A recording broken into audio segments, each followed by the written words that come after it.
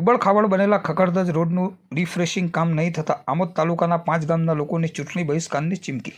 5 ગામોના લોકોએ આમોદ નાયબ મામલતદારને આવેદનપત્ર પાઠવ્યું।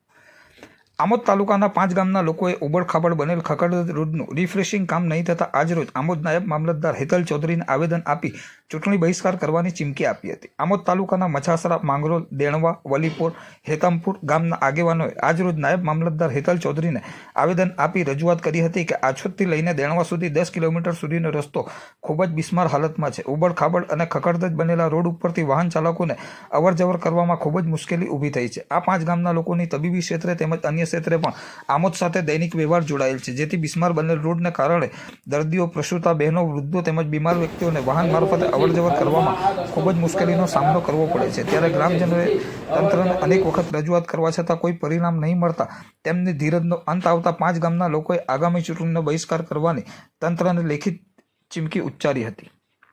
તારીખ 25ના રોજ આમોદ તાલુકાના આછોદ, મછાસરા, માંગરોળ, વલીપુર, દેનવા, ઈતમપુરાના ગામજનોએ આજે આવેદનપત્ર આપવા આવેલા છે। આ રોડ એટલો બધો ભયંકર ખરાબ છે કે ના પૂછી વાત। 2-4 ફૂટના લાંબા પહોળા ખાડા પડી ગયેલા છે। વર્ષોથી આ રોડ બની શક્યો નથી। સરકારની જવાબદારી છે કે રોડ, રસ્તા, પાણી, લાઇટ અને શિક્ષણ, આરોગ્ય આ બધી સેવાઓ એમને કરવાની હોય છે, પણ સરકાર આ બાબતમાં નિષ્ફળ ગયેલી છે। આ રોડ પર ધારાસભ્યો, સંસદ સભ્યો જઈ શકે છે, રોડ જોઈ શકે છે, પણ સરકારશ્રીને ખાલી વોટની જ ચિંતા છે, રોડની કે કોઈ આમ જનતાની કોઈની ચિંતા કરી નથી। અત્યારે આજના પેપરમાં સંદેશની અંદર ભરૂચની આવૃત્તિમાં એક લેખ આવેલો છે કે વિધાનસભામાં પ્રશ્ન પૂછ્યો હતો કે ભરૂચ જિલ્લાની અંદર કેટલી શાળાઓ જર્જરિત છે। 142 ભરૂચ જિલ્લાની અંદર 127 શાળાઓ જર્જરિત છે અને 82 ઓરડાઓ નથી। આવી શાળાઓ છે।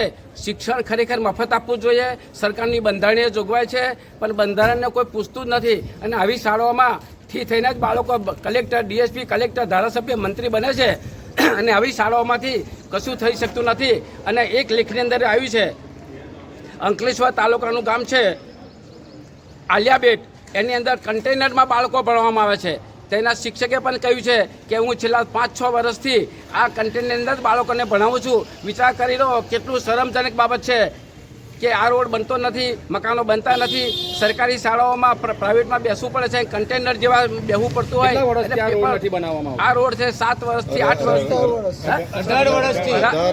10 વર્ષથી આસપાસ 10 વર્ષથી આ રોડ બન્યો નથી અને બનાવવામાં આનાકાની કરે છે। હવે જ્યારે કોઈ નેતાઓને પૂછે છે ત્યારે કે અમે કોન્ટ્રાક્ટ અપાઈ ગયો છે, બધું અપાઈ ગયું છે, પણ કશું થયું નહીં, ખાલી વાતો જ કરતા હોય છે।